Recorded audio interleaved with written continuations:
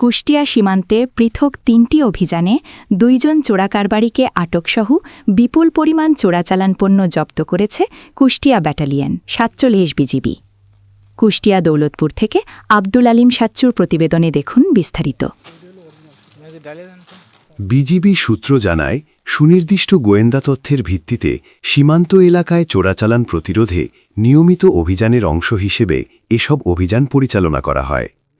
২৭ March ভোর আনুমানিক 2:10 জামালপুর বিওপির দায়িত্বপূর্ণ এলাকায় সীমান্ত পিলার ১৫৩ এমপি সংলগ্ন কান্দিরপাড়া এলাকায় অভিযান চালিয়ে ২ জন বাংলাদেশি চোরাকারবারিকে আটক করা হয়। আটককৃতরা হলেন মোহাম্মদ মিঠুন মণ্ডল ও শহীদ হোসেন।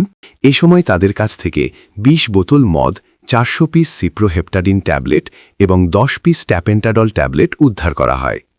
জব্দকৃত মালামালের আনুমানিক মূল্য ১,৫৩,০০০ টাকা।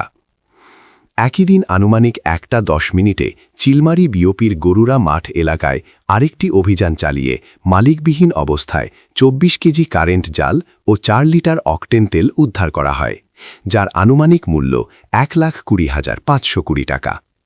এছাড়া ভোর ৪:২০ বিলগাথুয়া বিওপির পূর্ব বিলগাথুয়া মাঠ এলাকায় অভিযান চালিয়ে মালিকবিহীন অবস্থায় ৭০ বোতল ফেয়ারডিল সিরাপ এবং ৩৬০ পিস সিপ্রোহেপটাডিন ট্যাবলেট জব্দ করা হয়।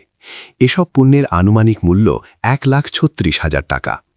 বিজিবি জানায়, সীমান্তে মাদক ও চোরাচালান প্রতিরোধে তারা জিরো টলারেন্স নীতি অনুসরণ করে আসছে।